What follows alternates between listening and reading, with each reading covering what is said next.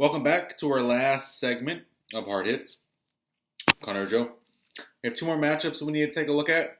The first one we're going to take a look at, cooking up a little sudden, going up against Mr. Incognito.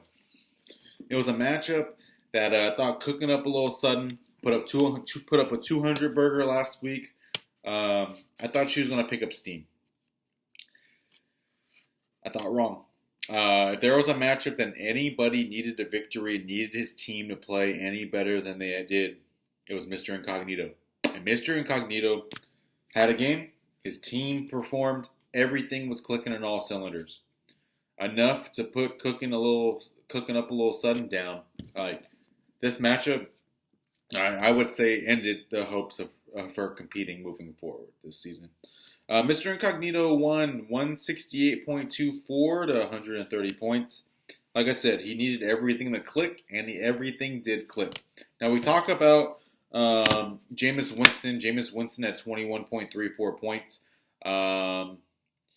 Baker Mayfield was his backup quarterback. He did make a trade 24 hours before the matchup.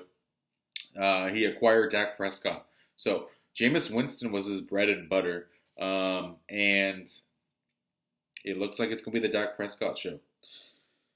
Jameis Winston was one of the 7 people to put up double digits, and the crazy thing is, he was also one of the 4 players to put 20-plus points up. Mike Evans, 37.2, led all scoring in this matchup. New England Patriots, surprise, surprise, 23 points. The crazier one is David Montgomery.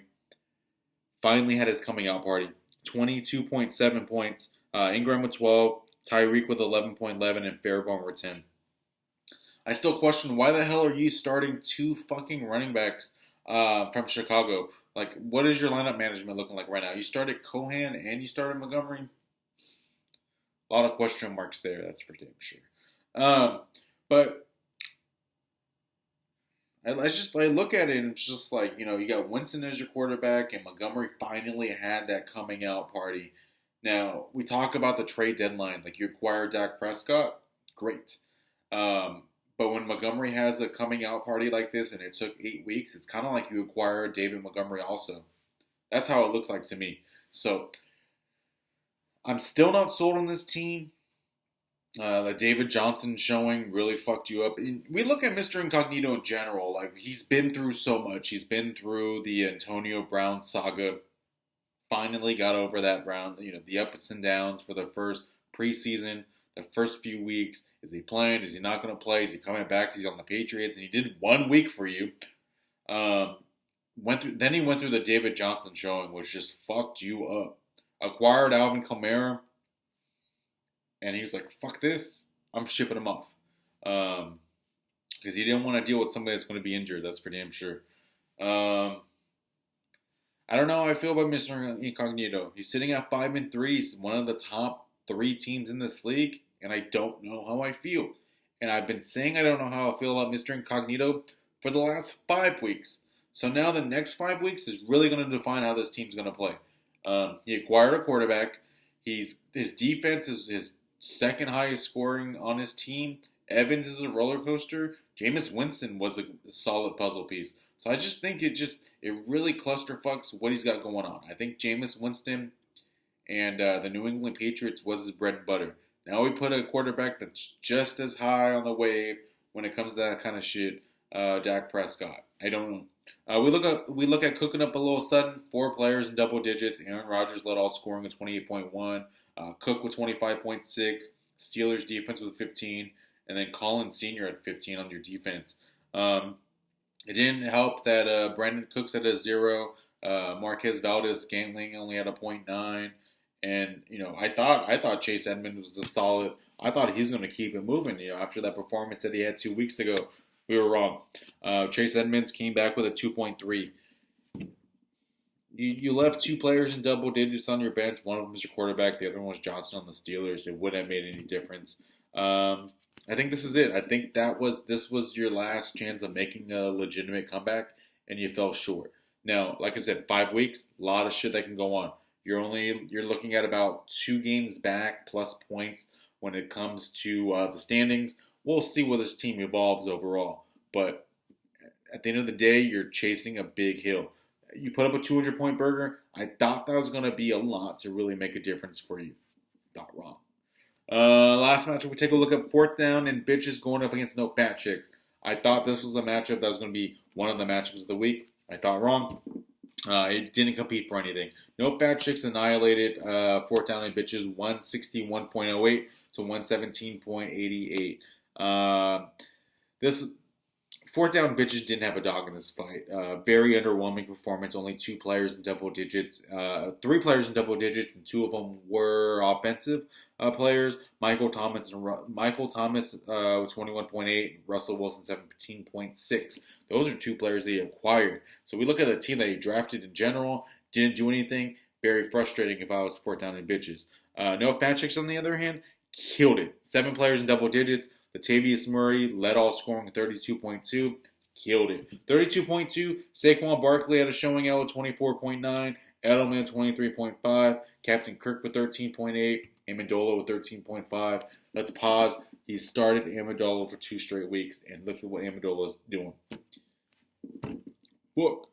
Carson Wentz still not doing anything positive, it seems like, quarterback play, but he got the win, 13.3, and then Duke Johnson with 11.4.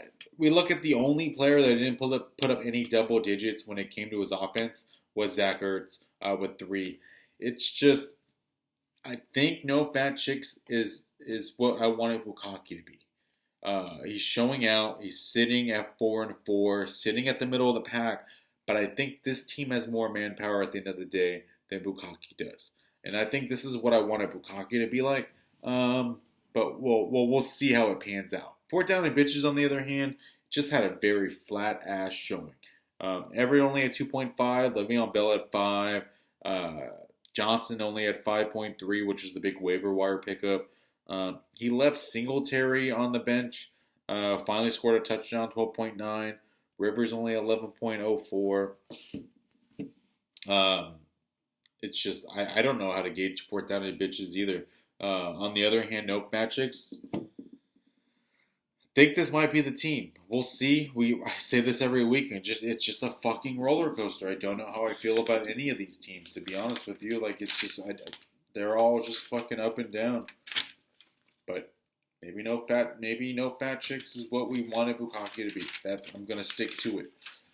We look at the matchups of last week. I don't know. I haven't been keeping up. I probably lost half of them because usually I get half of them right, I get half of them wrong. I stopped tallying it up, but eventually I will, in the next few weeks, episodes, we'll catch up to my predictions, and we'll see how that all pans out. Next week, week 9, we're gonna take a look at. We got Pop going up against Boo Boo. I think Pop's got the victory. I don't think Boo Boo's team's that solid in the first place. The Elite going up against the Power Game. This is a good game. This is a good game with 2 teams that are tanking. And the funny thing is, the Elite's 3-5. Like, if the Elite even try, like, probably perform a little bit better. We're gonna go for the Power Game on this one.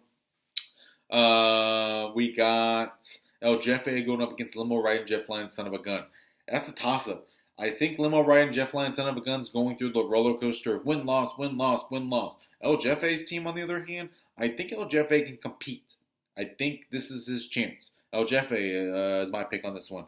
Bukaki versus Mr. Incognito, a matchup that Bukaki needs to win. Mr. Incognito, on the other hand, doesn't need to win this matchup, but will definitely further himself away from everyone else. Bukaki, 2 straight losses. Mr. Incognito, like I said, I don't know how I feel about this team. I'm going to go with Mr. Incognito. I'm going to go with Bukaki on this matchup. We take a look at cooking up. Oh, we have cooking up a little Sutton. I wrote the wrong information down, so I don't know who Joel's going up against in front. Well, we got fourth down and bitches going up against speeding bullets. I don't know how I feel about this matchup, and I'm not going to pick this matchup at all. We have cooking up a little Sutton going up against. I don't know who. I wrote Joel twice. Fuck it. whoever's going up against Cooking Uncle Sutton is going to lose.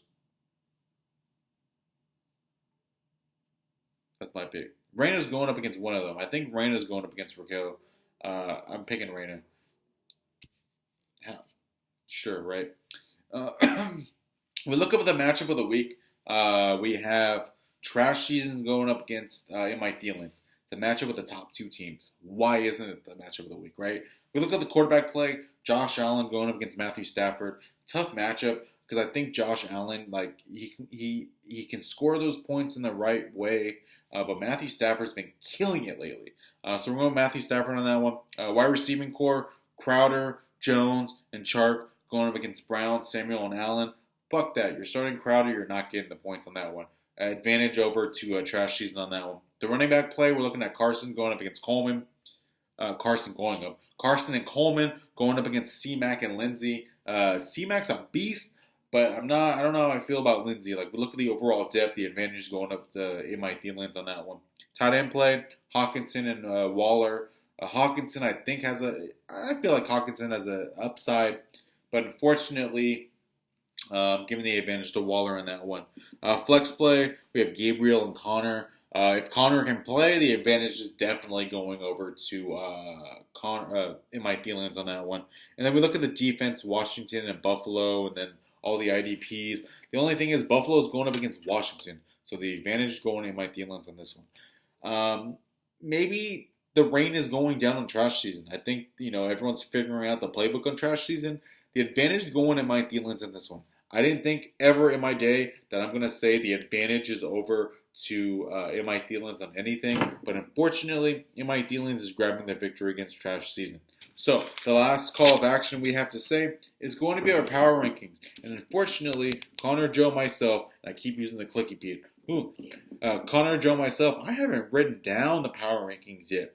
So, here I am, and we have about 3 minutes until this segment ends, and I'm going to write down the power rankings.